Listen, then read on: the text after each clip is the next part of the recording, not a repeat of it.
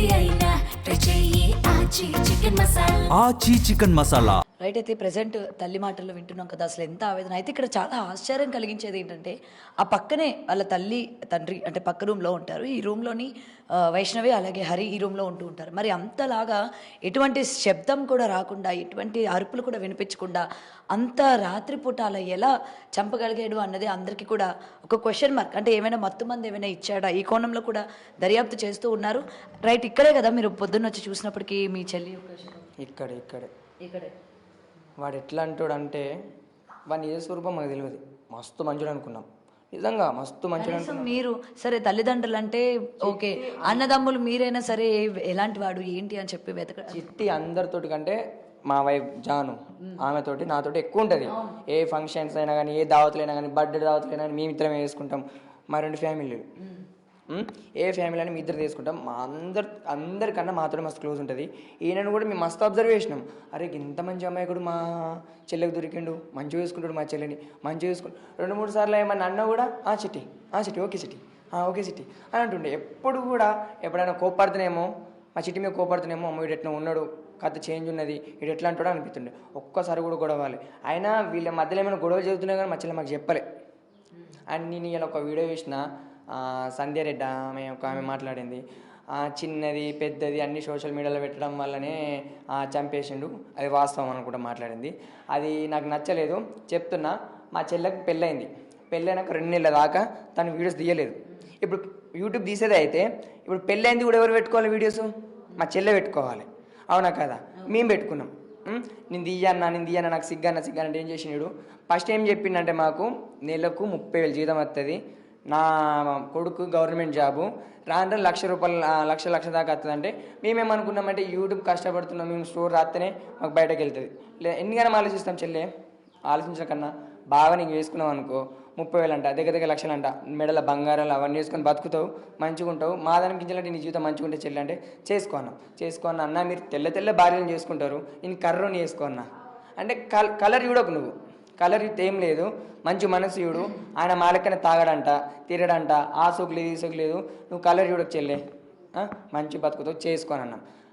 నేను మా జాను చెప్పడం వల్ల ఇది చేసుకున్నది, లేదంటే చేసుకోకపోతుండే. అంటే మేము దేని గురించి ఆలోచించినామంటే, మీరు అనుకుంటున్నారా అసలు ఆ రోజు మేము తీసుకున్న నిర్ణయం బట్టి వాళ్ళు మా చెల్లి మమ్మల్ని నమ్మి చేసుకుంది?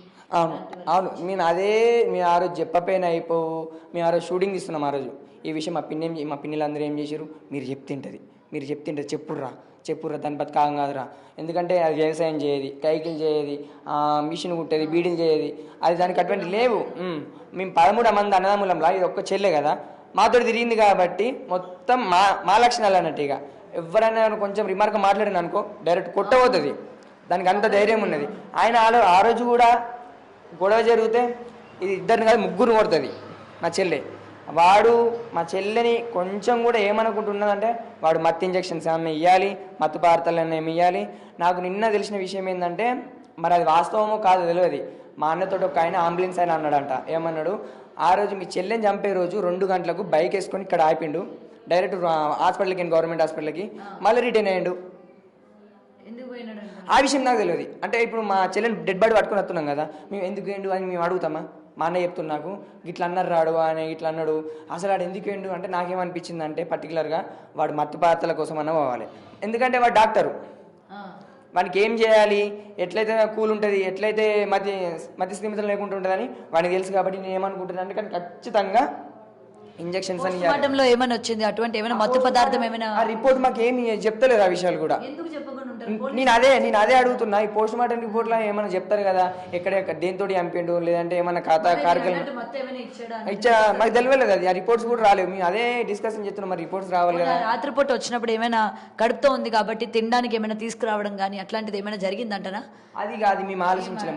మేము మంచిగా అందరం కూల్ ఉన్నాము, ఫ్యామిలీ అందరం హ్యాపీగా ఉన్నాం. అది నాకు తెలియదు. ఇక్కడ మాది ఇల్లు అక్కడ కదా, వీళ్ళకి తెలియాలి. మేము ఆల్మోస్ట్ నేను పడుకున్నా, మా పాప 4 గంటల దాకా నిద్రపోలేదు.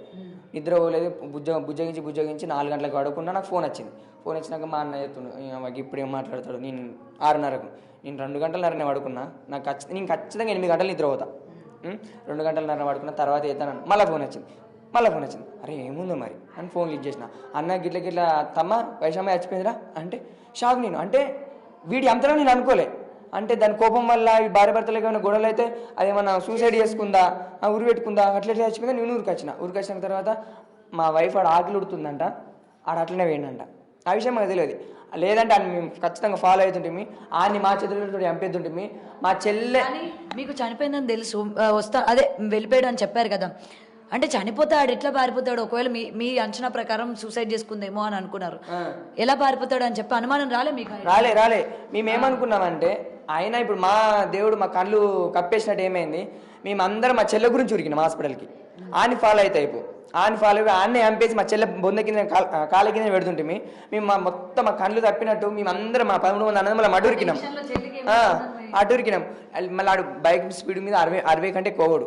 అటు పోయినా ఫాలో అయినా మాకు దొరికిపోతున్నాడు అని. నేను సంధ్య రెడ్డి గురించి మాట్లాడడం మర్చిపోయినా. ఆమె ఏమన్నదంటే ప్రతి ఒక్కటి తిన్నది, కూర్చున్నది, లేచింది సోషల్ మీడియాలో పెట్టడం వల్లనే చంపేసిండంట, అది వాస్తవం అన్నది. మా చెల్లె 2 నెలల దాకా వీడియోస్ తీయనన్నది. తీయనంటే ఏం చేసిండు, సాగర్ నాకు వచ్చేది 12,000 జీతం, అది కూడా 3 నెలలకు ఒకసారి వస్తుంది. ఇప్పుడు మేము ఎట్లా బతకమంటావు, ఆ 3 నెలల దాకా ఎట్లా బతకమంటావు, మీ చెల్లెని వీడియోస్ తీయమంటే చెల్లె తీసుకోయే 30,000 అని చెప్పినావు మరి. అదే అని అన్నాం. అదే బాగా మరి 30,000 ఎట్లా అంటే నేను గవర్నమెంట్ హాస్పిటల్తో సహా ప్రైవేట్ హాస్పిటల్ కూడా ఎత్తున్నా, అవి కలిసి 25,000 30,000 అన్నట్టు. ఇప్పుడు అవన్నీ విషయాలు చేసినాక ఏమంటుంది, ఇక పెళ్ళేవాడే తన మెడలో ముడి పడ్డాక నీకు 30,000 అని చెప్పినావుగా, నువ్వు మాకు వద్దు వెళ్ళిపోమని అంటామా. ఇక అయింది అయిపోయింది. అక్కడ గవర్నమెంట్లో చూసుకుంటుండే, ప్రైవేట్లో చేసుకుంటుండు. ఈ నెలకు 30,000 అంటుండే, నెలకు 30,000 చంపేస్తుండగా అని మేము అట్లా అనుకున్నాం. కానీ వాడు ఇంత మోసం చేస్తాడని మీకు కళ్ళలో కూడా ఎక్స్పెక్ట్ చేయలే. వాడు ఏం చేసిండంటే వీడియోస్ తీయమని ఇచ్చేలేను, వీడియోస్ తీయమని చెల్లె వీడియోస్ వీడియోస్ తీసుకుంటే బావ దగ్గర నుంచి వచ్చిన 12,000 నీ దగ్గర నుంచి ఒక 15,000 వచ్చినా కూడా మీకు సేఫ్ అవుతుంది. ఏమైనా ఇల్లు కట్టుకోవడానికి కూడా సేఫ్ అవుతుంది. అంటే నాకు మాట్లాడరాదన్న, నాకు సిగ్గు అనిపిస్తుంది అన్న, నేను మాట్లాడన్నా అన్నది. అన్నాక అనేది మా జాను నేను రెస్పెక్ట్ అదేంటి రిక్వెస్ట్ చేయడం వల్ల ఏం చేసింది, సరే తీస్తాను. ఏం చేసింది 3 వీడియోలు నేనే ఫస్ట్ తీసిన. గిట్లా మాట్లాడాలి చెల్లె, గిట్లా మాట్లాడాలి, ఈ విధంగా మాట్లాడాలని ప్రతి ఒక్కటి నేను చేసిన. ఇడేం చేసి చెప్పన్నా, ఏమన్నా అన్న కూడా ప్రతి ఒక్కరు పెట్టు చెల్లె, ప్రతి ఒక్కటి పెట్టు, వైషమ్మ బంగారు తల్లి, ప్రతి ఒక్కరు పెడదాం అనండి. గొడవ పడినా ఏం పడినా అన్ని పెట్టే ప్రతి ఒక్క వీడియో పెడదాం మనము. నువ్వు వాళ్ళు ఎట్లా ఎంపాయించుకుంటారు, వీళ్ళు ఎట్లా ఎంపాయించుకుంటారు, మనం కూడా ఎంపేయించుకోవద్దా, మనం కూడా ఇల్లు కట్టుకోవద్దా అని దాని మైండ్లో లేకపోయినా వీడియో చెప్పిండు.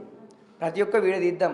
ఇప్పుడు దానికి ఇంట్రెస్ట్ లేకపోయినా కూడా సాగర్ ఫోన్ చేసింది, సాగర్ ఇట్లా ఏనంటుంది, ఇట్లా ఏనంటుంది అంటే చెల్లి తీసుకోరే అని నేను చెప్పిన.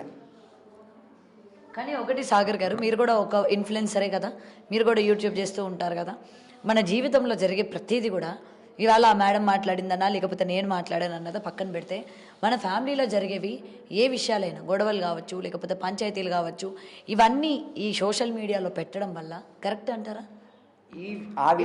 భార్య భర్తల మధ్య 4 గోడల మధ్య జరగాల్సినవి మీరు పెట్టుడు కరెక్టే. ఎందుకంటే చెప్పన్నా ఆమెతో ఎవరితో మాట్లాడుతున్నా ఆమె తెలియదు, ఆమె పేరు తెలియదు, ఆమె నెంబర్ తెలియదు, చేసిన పనులు చేసిన. సరే ఇవన్నీ వీడియోలో పెడతాంది, అవన్నీ నిజమే, మీ బావకి ఇంకొకరు ఉన్నారన్నది నిజమే, అన్ని నిజమే. మరి ఆ వీడియోలు చూసి మీరు మీ బావని ఫాలో అవ్వడం కానీ, ఆయన ఫోన్లు చెక్ చేయడం కానీ, లేకపోతే ఆయనకు ఉందో లేదో తెలుసుకోవడం కానీ మీరు చేసినారా? చెక్ చేసినాం. అదేం చేసిన ఆయనకి చిన్న తెలివి లేదు, మాకే తెలియదంటే వారికి మాకనే డబుల్ తెలివి. చెక్ చేసినాం, అన్ని చూసినాక ఒక్క నెంబర్లు కూడా లేవు, వాట్సాప్ కాల్స్ కూడా లేవు, ఏం లేవు. అరే గిట్లెందుకైంది అని ఆయన ఆల్రెడీ వీడియో చేసిన అక్కడ ఏడాడా మా అమ్మోళ్ళ ఇంటికాడ వచ్చే నేను నాకు అరే ఇక్కడ ఏమైందని చూసేసరికి నేను బేరిచ్చిన, ఇదే లాస్ట్ అండ్ ఫైనల్ వార్నింగ్, ఇంకోసారి ఇట్లా చేసినావు అనుకో నువ్వు బతకవు ఆమె బతకది అంటే ఆ టాపిక్ లాస్ట్ అయిపోయింది. అయిపోయింది, హ్యాపీగా ఉన్నాము. మరి ఈ వీడియోస్ పెట్టిండు అది అన్నాడు కదా, ఆడి వీడియోస్ పెట్టింది అన్నది కాదు, ఆడొక దోషి, వాడు తప్పించుకోవడానికి 100 కారణాలు చెప్తాడు, అవునా కాదా? ఫస్ట్ ఏమని చెప్పిండు, మా అమ్మ వాళ్ళు మా అన్న వాళ్ళు నాకు ఒత్తిడి చేసిర్రు, ఆ ఒత్తిడి వల్ల నేను ఈమెను చంపేసిన అని చెప్పిండు. తర్వాత ఏం చెప్పిండు, నాకు వీడియోలు ప్రతి ఒక్కటి చిన్నది పెద్దది అన్నీ సోషల్ మీడియాలో పెట్టిండు, అందుకే నాకు మైండ్ పని చేయక నేను చంపేసిన అని చెప్పిండు. అది కారణం అది కాదు, వీడు కట్నం కోసం చంపిండు. వాడు బయటపడడానికి, వాడు నిర్దోషం తెలిపించుకోవడానికి వాడు ఏం చేస్తున్నాడంటే ఈ కారణం చెప్తుండు, సోషల్ మీడియాలో పెట్టిండు. సోషల్ మీడియాలో మరి అయిపోయింది కదా, 3 నెలల తర్వాత మేము పెట్టినాం. అది పెట్టినాక తర్వాత వాళ్ళు మంచిగా ఉన్నారు, చిట్టి ఆ వీడియోస్ డిలీట్ చేయమంటే చేయకపోతుండేనా? అది ఆ విషయాలు ఏం చెప్పలేడు, వీని మనసులో అదేం లేదు, కట్నం ఉన్నది, వాళ్ళ అన్నదమ్ముల వేధింపులు ఉన్నాయి, ఒత్తిడి వేయడం వల్ల ఏం చేసిండు, ఆయనకి పైసా పిచ్చంటే బాగా. మేము దావా చేసుకుంటాం కదా, వాడు 1 రూపాయి కూడా ఖర్చు చేయనీయడు.